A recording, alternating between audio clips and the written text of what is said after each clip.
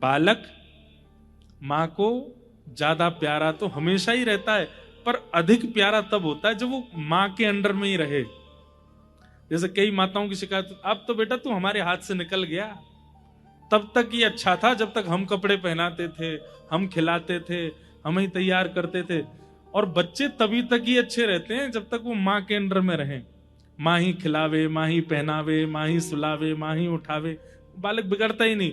जिस दिन बालक अपने शर्ट का बटन खुद लगाने लग जाता है, खुद खाने लग जाता है, अच्छी बात है, वो तो योग्य बन ही जाता है, पर कहीं ना कहीं जब अपने जीवन के निर्णय भी खुद लेने लग जाता है, वहीं से थोड़ा बिगड़ना शुरू हो जाता है। तो ज्ञान और वैराग्य कितने होने चाहिए कि भक्ति के अंडर में ही रहें, भक्ति से अधिक ना हो, पर हो तो हमारे अंदर, हमारे पास तो उतने भी नहीं है। भक्ति प्रसन्न तभी होती है जब ज्ञान वैराग्य हो। नारद जी महाराज से कहा कि महाराज मेरे पुत्रों को युवा कीजिए।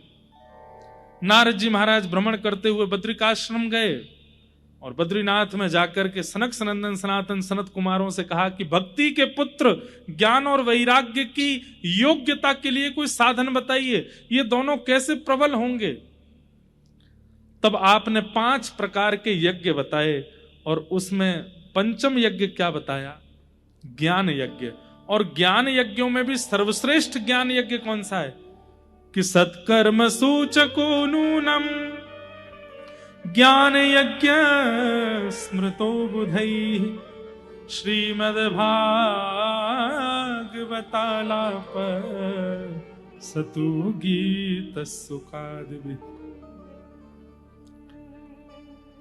सुखदेव जी के द्वारा परीक्षित को जो ज्ञान दिया गया है भागवत का, वह ज्ञान यज्ञ सर्वश्रेष्ठ यज्ञ है। अगर उस ज्ञान यज्ञ का कोई आस्वादन कर ले तो उसके चित्त की भक्ति प्रसन्न, ज्ञान और वैराग्य युवा हो जाएंगे। भागवत का आश्रय ले।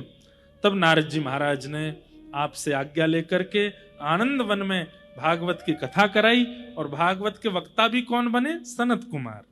सनक सनंदन सनातन सनत कुमार कथा सुनाने लगे। बड़े बड़े देवता ऋषिगण सब आके कथा में बैठे। जैसे ही भक्ति अपने दोनों वृद्ध बालकों को लेकर के कथा में प्रवेश करती है, भक्ति सुतौ तौ तरणौ गृहीत्वा